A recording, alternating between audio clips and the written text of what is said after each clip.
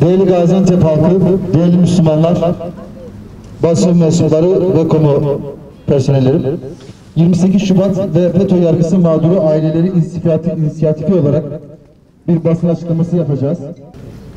وَالضُّحَى وَاللَّيْلِ إِذَا سَجَى مَا وَدَّعَكَ رَبُّكَ وَمَا قَلَى.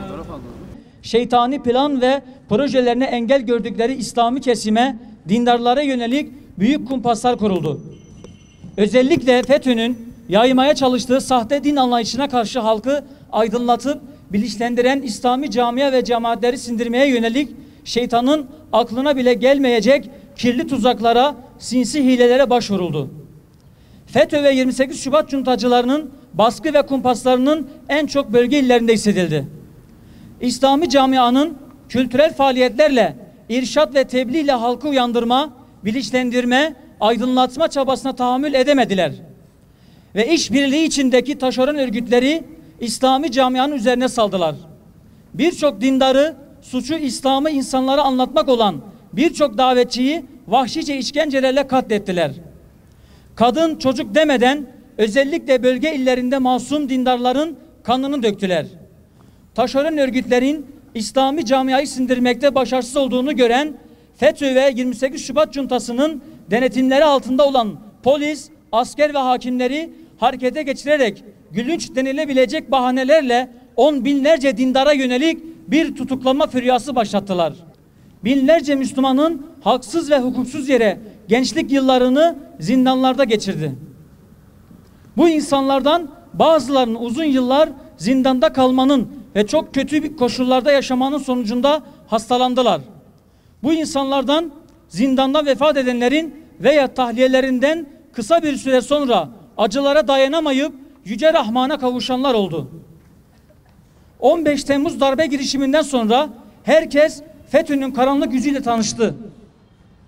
FETÖ'nün 90'lı yıllarda işlediği vahşi cinayetler, İslami camialara yönelik kirli kumpaslar bir bir ortaya çıktı. Müslüman gençlerin, dindarların o yıllarda nasıl iftiralara uğradıkları, FETÖ polis ve yargısının elleriyle nasıl mağdur edildikleri gün gibi aşikar oldu. Devlet yetkilileri, konunun uzmanları, medya organları İslami cemaatlere, özellikle bölgede etkin olan İslami camiaya yönelik kumpasları kabul ettiler. Zindanlardaki Müslümanların mağduriyetleri konusunda iftiralarda bulundular. Devletin en tepesinde bulunan ve kendisi de 28 Şubat mağduru olan Sayın Cumhurbaşkanı dahi mütedeyyin, dindar insanların 5, 10, 15 yıldır haksız yere hapishanelerde tutuklu olduklarını dile getirdi. 28 Şubat cuntasının mağdur ettiği, zindanlara attığı yüzlerce dindar mahkumun, Yusufi'nin zindan çilesi devam ediyor.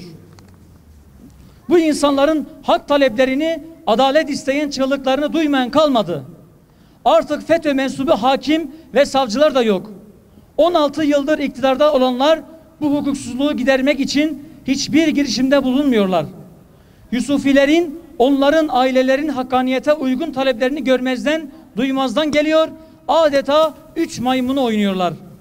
Hazreti Yusuf gibi zindanı medrese edinen bu aziz kardeşlerimiz FETÖ'nün mağduru değiller artık. Onlar bu saatten sonra mevcut iktidarın mağdurudurlar. Allah aşkına yıllardır haksız ve hukuksuz bir şekilde zindanda tutulan 28 Şubat ve FETÖ yargısı mağdurlarıyla ilgili adım atmanız, girişimlerde bulunmanız çok mu zor? FETÖ'nün en büyük mağdurları olan İslami dava mahkumlarının yıllardır yaşadıkları zulme neden sessiz kalıyorsunuz? fesat şebekesi yargıçlarının şantaj ve uydurma belgelerle cezalar verdiğini biliyor olmanıza rağmen bu konuda şu ana kadar bir şey yapmamanızın büyük bir vebal olduğunu bilmiyor musunuz? Bu kardeşlerimize yönelik esaret zulmüne ortak olmaktan kurtulmak istiyorsanız derhal harekete geçilmeli. Bu insanların haklı taleplerine kulak vermeli, adalet yolunu açmalısınız. Yoksa yükleneceğiniz bu yük ve vebalin altında kalkamaz ve mazlumların, mağdurların, gözleri yaşlı anne ve eş çocukların bedduasından kurtulamazsınız. Şu gerçek iyice bilinmeli ki hiç kimse zulümle abat olamaz ve zulmün sonu büyük bir hüsrandır. Zulmedenler, zulme ortak olanlar, zulme göz yumanlar er veya geç bunun bedelini hem dünyada hem de ahirette ödeyeceklerdir. Teşekkür ederim.